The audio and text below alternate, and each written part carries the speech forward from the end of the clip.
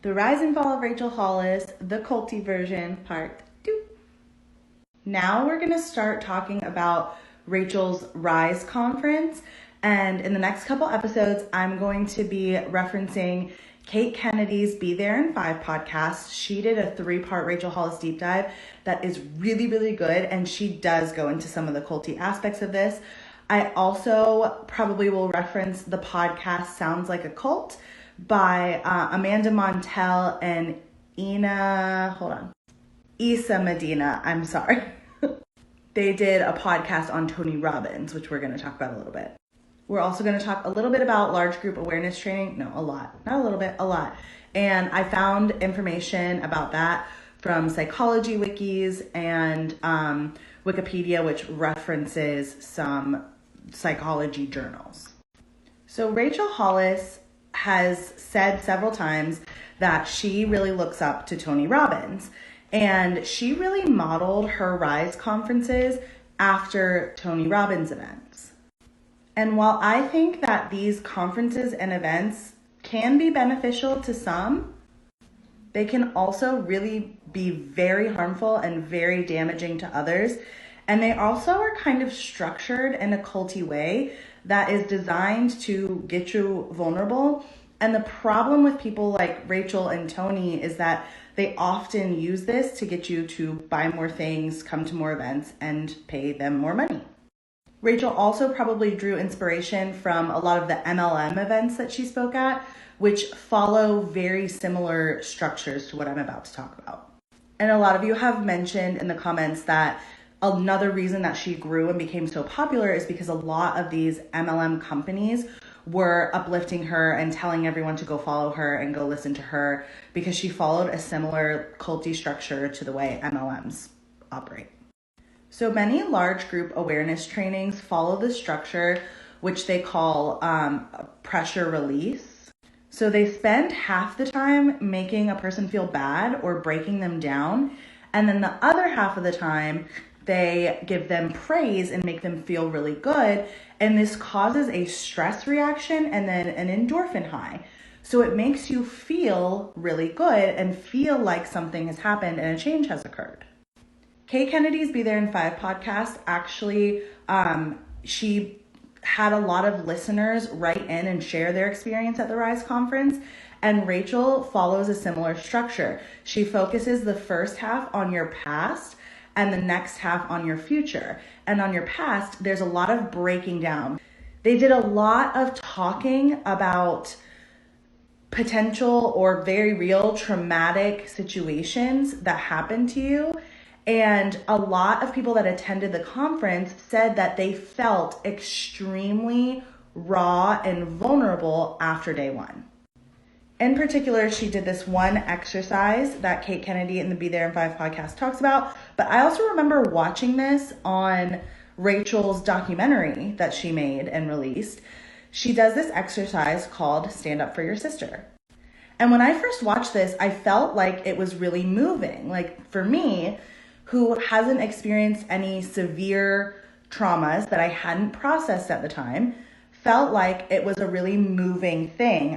It made me cry and made me realize feel like I could have a lot more empathy for all of the women around me and all of the women in my life. And basically what she does is she gives everyone a piece of paper and you don't put your name on it. It just has like a checklist of these things have happened to me. And trigger warning, before I say these things, there are traumas in this list. Trigger warning for SA, trigger warning for ED.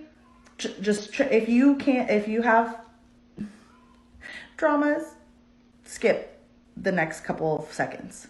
There are check boxes where she asks if you have been R-worded, if you have been SA'd, if you have ate and then thrown up, if you have hated your body, like literally list tons of things and admits that a lot of women have never admitted to these things before to anyone else. And then she has everyone fold up those pieces of paper and pass them around to your left, to your right, back, forward. until you don't know where your paper is and no one else knows where your paper is. And then everyone opens the papers and reads, and you stand up for every checkbox that is on your paper. And so you're standing up for your sister who has experienced these things, and your sister somewhere in the room is standing up for you. The problem with that is there are no trained mental health professionals at these events. So you are essentially being forced to confront a trauma that you may not be ready to process, that you may have never confronted before, in a space where there is now no support for you moving forward. And while for some people this may be very empowering, and there have been people who have felt very transformed by this, and that's okay, I think there's a huge problem when you will ignore the people who have had very terrible experiences and very terrible and harmful reactions just for the sake of like, oh, well, it actually works for some people, so these other people, that's not my problem. In the Sounds Like a Cult podcast, Kate Kennedy actually talked to Amanda and Issa about Tony Robbins and about how there are so many reports of people who have been harmed at these conferences, and it wasn't appropriately handled. It was just swept under the rug. They said that one of Tony Robbins' bodyguards, former bodyguards, have talked about how people have had mental breakdowns at these things, and there was no care and support for them and nowhere else to go, because people like Rachel and Tony say that they know what they're doing and that their way is the best way and the only way, and they are there to sell you more things. They are there to make you feel good and sell you more things. Because if you actually cared about helping people, you would make sure that your events are not harming anyone. Anyone, I don't care who it is. You have a responsibility as a leader to provide support to people when you claim to know things that they don't, and when you claim to have answers for them that they don't have for themselves. I'm sorry I'm going on a rant in these because this makes me mad. There have been lots of psychologists, although this is highly debated, and according to my research, that say this structure of large group awareness trainings mimics the brainwashing and mind control that many cults use. And actually in Nexium, Keith Raniere, who that was a cult and he was a cult leader, also used large group awareness trainings. So beyond not taking accountability for the harm that they cause, they actually also don't follow up with people who claim to have been helped at these events. These events take place over a few days, and even when people claim to have been helped, no one's following up with them weeks or months or years down the road to ask if they still feel like they've been helped by it. This is similar to deliverance ministry, which I talked about in my Greg Locke series. Next, I'm going to talk about something else really disturbing that Rachel said at one of these conferences. So Kate Kennedy in the Be There in 5 podcast also shared in her part 1 deep dive into Rachel Hollis that one of her listeners, and several people confirmed the story, said that at one of the Rise conferences, it went long, and Rachel said that you could leave or you could stay, and she had like something really juicy to tell everyone who stayed. And so people stayed and thought they were finally going to get like the secret to her success and something like really actionable. And she basically said, the reason why I'm so successful and the secret to the Rachel Hollis brand is that I own you. I own you, and I could sell you anything no matter what it was. I could sell you a pair of dirty socks and you would buy it from me because you know me and you like me and you trust me and I've built a relationship with you, and it doesn't matter what I sell to you, you will buy it. There are a couple different versions of exactly what she said. And the problem with that is she is exposing herself. Rachel Hollis is a great marketer. And it is true, when you know someone and you like them and you have a perceived relationship with them, oftentimes you will buy things for them. But the problem is you trust them, and Rachel never deserved people's trust because she never actually offered anything of substance, and she completely exposed herself by saying that. You can be good at marketing. Marketing is great when you have something real and tangible to offer people. But when you don't, it is lying, it is manipulative, it is culty, and it is harmful, in case you haven't gathered that by all of this yet. And this is where I give Rachel the benefit of the doubt. I think a lot of people do this, and I think a lot of people teach other people to do this. And there's a whole lot of blurred lines between influencers and service providers these days. And her looking up to Tony Robbins, he learned this from other people as well. You learn to be good marketers, and you learn that it doesn't matter what you're selling. She wanted to make money helping people. I believe that. But beyond that, she just wanted money. I'm going to try to rein it in from here on out, because my intention is not to dump on Rachel or say that she's a horrible person. I just want to bring awareness to the parallels and the harm and talk about how important it is that we listen to people, especially if we are in positions of power or leadership, that we cannot use one success to justify 10 failures. We cannot use an example of one person saying that they are helped to dismiss 10 people saying they are harmed. That's abuse. So in the vein of the conferences and selling fluff and exposing herself, Rachel also had a marriage podcast and ran a marriage conference. And she her and Dave did the same thing with their marriage advice. A lot of it was fluffy, but in a way, I think the marriage podcast and the marriage conferences were more harmful, because that preyed on people who either were struggling with their marriages or just wanted to make their marriages a little bit better than they were. And Dave and Rachel used their toxic relationship as an example for how to have a better marriage or a good marriage. And they will say all day long that they were just sharing their story and what worked for them, and you can take it or leave it. And that's fine. But they were also standing up every single day, talking to people on social media and selling them how to be good at your marriage under the impression that they had a good marriage. And because they are not licensed to understand how to counsel someone in a relationship, and they are not relationship or marriage experts, they use a lot of their toxic traits and toxic issues to give advice to other people. I think that is more harmful. I think I said this already, but I'm going to say it again. I think that's more harmful than what Rachel did with just her business and life advice. Because people, again, wrote into Kate Kennedy on the Be There in 5 podcast and shared how their marriage advice impacted people's marriages in a bad way. They made it very transactional and like another box to check on their ladder to success, and it's gross.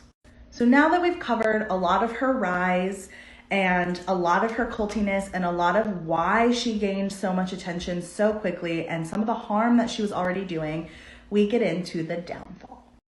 Sorry, really quick before we get into the downfall, I wanted to mention that Rachel is the daughter of a Pentecostal preacher. Tony Robbins, think, brain, work. Tony Robbins was mentored by a man named, I believe, Jim Rohn. Kay Kennedy and the Be There in 5 podcast found this connection. Jim Rohn got his success by creating a direct sales company, MLM. Jim Rohn also was a huge Christian and used a preacher-like style of motivational speaking and often referenced the Bible. The Pentecostal church that Rachel, the tradition that she came from, is what is responsible for a lot of the revivals that started Hillsong and Bethel, which I'll talk about later. So I just wanted to go through all of these connections of this all comes from kind of the same place. So Rachel's downfall really started with the accusations of plagiarism and wrongly people felt like she was attributing the Maya Angelou quote to herself. And people were starting to talk about the fluff and that there's no substance behind stuff. But in 2020, after being cooped up at home in the pandemic and struggling to keep their event business up and running because we were all staying at home for the health of everyone, Rachel and Dave announced they're getting a divorce. And I remember being not so shocked because I felt like the marriage advice they gave was really weird and toxic. But I was shocked at how openly they talked about the fact that they had been struggling for years with their relationship and realized it was best to part ways. Now, please don't misunderstand. I don't think there's anything wrong with divorce. I think that some people should get divorced. I think some people should stay married. I think that you're the only one that really knows that. And if it's better for you and your kids, get divorced. Sometimes people should have never gotten married in the first place. Like, I don't think there's any shame in like choosing what's best for you in your life moving forward. The issue is they sold marriage retreats. They had a marriage podcast. They wrote books about marriage and talked about what has worked for them in their marriage. And then when their marriage ended, they said, we've been struggling with our marriage for years. 4 years, while you were selling marriage advice to people. And to this day, Rachel feels that she was very personally attacked online because of her divorce. And a lot of women said that she was horrible for leaving her husband. But I think maybe some rude people said that, but I don't think that's the problem. The problem is that you sold marriage advice. So now we're talking about the fall and how this shows, I believe, her intentions and how that is similar to cult leaders. We talked about her marriage ending, and after the marriage ended, she received a lot of backlash. She felt like she was getting a lot of hate on social media, and people were starting to wake up to, I thought you said like you knew what you were doing. If your marriage wasn't great when you said it was great, maybe your success isn't that great either. And people were finally starting to see the cracks in the surface, and her facade was breaking. She wasn't able to keep control of the narrative. And I think 2020 was a really hard year for her. And then I believe in March of 2021 is when the infamous TikTok was posted. I won't make you watch the whole thing. I was going to, but you can search it anywhere on the internet. And basically, Rachel said that she was on an Instagram live stream and someone was being mean to her for having a house cleaner. Like, how dare you not be open about a house cleaner? And she basically was like, yeah, I have a house cleaner. I have someone who comes, and cleans my toilets. And she kind of referred to her house cleaner in a derogatory way. This was one of the parts of the TikTok that a lot of people referenced, which obviously is problematic. Then a lot of people picked up on and were really upset because she was like, it makes me privileged AF, which she's like, nobody is acknowledging how hard I worked for my privilege. So she discounted her privilege. And then she said, what about me makes you think that I want to be relatable? And as we discussed throughout this whole series, it's because you built an entire brand, Rachel, on being relatable. So we realized with her divorce that the marriage stuff was all a facade. And now we realize with her ranting and yet again showing her true colors that the relatability is a facade. She doesn't want to be relatable. She doesn't want to be your friend. She doesn't want you to like her. And I want to share this part of the video that a lot of people don't talk about. Literally everything I do in my life is to live a life that most people can't relate to. Most people won't work this hard. Most people won't get up at 4 a.m. Most people won't fail publicly again and again just to reach the top of the mountain. Literally every woman I admire in history was unrelatable. If my life is relatable to most people, I'm doing it wrong. I think the end was the most telling about her cultiness. I think proves everything that I've been saying this whole series, that like the red flags that I was talking about that makes it feel very culty and very self-serving.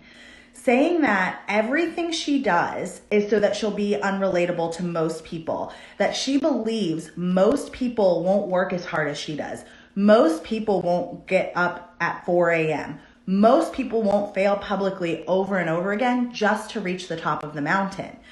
As if working harder and getting up at 4 a.m. and failing publicly are required for success. They're not. Rachel showed that she believes she's better than you. She believes she's better than her audience. Her goal is to reach the top of a mountain.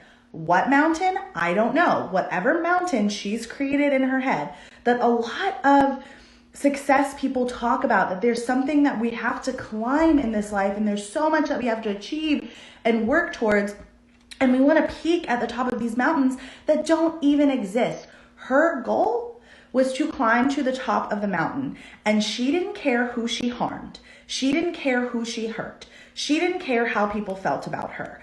And while having healthy boundaries between you and your audience is a good thing, it's not a good thing to publicly admit that you don't care about people and you think you are better than them, and all of your goals are to reach some proverbial mountain that no one cares about.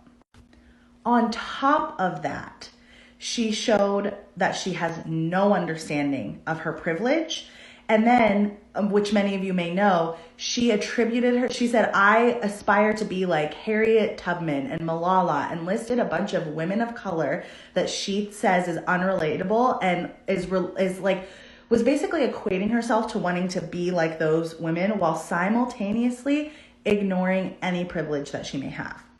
Initially, Rachel issued an apology for this video.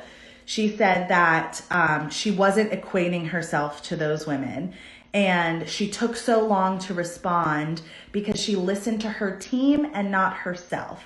So she immediately, this apology is now deleted. I don't feel like going to find it.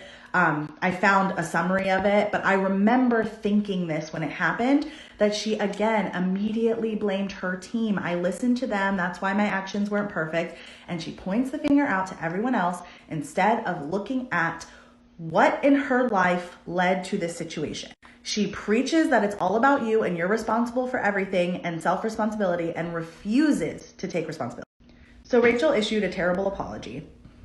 A lot of people of color commented on it and explained why her apology was even more hurtful. Because, I'm focusing on the culty version of this, but there's the whole white privilege aspect of this as well. That, it sucks to have to learn that stuff publicly, but we have to learn it and we have to take responsibility of it. And again, as a person in a leadership position, you have a responsibility to not harm people. I personally think, if you're claiming, I should put it this way, if you're claiming to be helping people and leading people to help themselves, then you have a responsibility to not harm people that are following you and looking up to you, and addressing the harm and making changes when it occurs. So she made a horrible apology. Tons of people of color commented and lended their emotional labor, again, like with the Maya Angelou thing, to explain why they were hurt. And she then deleted that apology, deleted all of their work, and issued another one, and then disappeared off the face of the earth for a while. And I wanted to share a post from a former employee of hers that she made after this whole downfall, because there were so many layered reasons as to why people were upset with Rachel. And every time she made a public statement, it's like she didn't understand and grasp why everyone was upset. And a former employee posted this on Instagram, and I remember seeing it and liking it and thinking this further proves that it was all a facade, which again is the culty aspect of this. It was marketing. It was a facade. It wasn't the real her. And she was saying she was vulnerable and relatable and authentic, and none of it was true. This is the employee, and I think you can still find it on Instagram. I mean, I screenshotted this from Instagram, but if you search it, I think it's pretty easy to find. You can try to screenshot this, but I don't know if you'll be able to read it very well.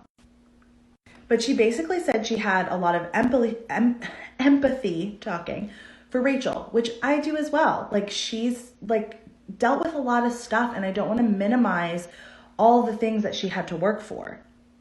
But this employee felt over time, working in close proximity to Rachel, that they were not in the business of helping women. They were in the business of elevating Rachel. Here's the last part. She basically said that she worked in such a toxic work environment that it took her years of therapy to understand what they went through. And she cried when she finally got the courage to quit. Let's see if we can wrap it up here. Who knows? There's been a lot of things that have happened since that TikTok that made people so angry, and since a lot of this stuff coming out. Between Rachel and Dave have both, I feel like every time they speak up and say something, it reveals a little bit more about how everything was a facade and everything, there was so much behind the scenes that people didn't know, and so many things that they said was true that wasn't true. And it's continuing to come out. And I kind of want to wrap up with what I said about Rachel when I introduced the series. Is Rachel Hollis culty? Yes, I believe so. I believe she used a lot of similar tactics, a lot of, she exhibits a lot of similar traits as cult leaders. And I think she preyed on vulnerable people and extracted money out of people in ways that I personally think are unethical, but at the very best are deceptive. But I think she started with the best of intentions. I think she probably originally did really want to help people. I think the traditions that she came from and the people she learned from and the people that she tried to emulate were also very culty. And I see a lot in the coaching industry, good, well-meaning people learning manipulative tactics because they think they have to in order to help people or be successful.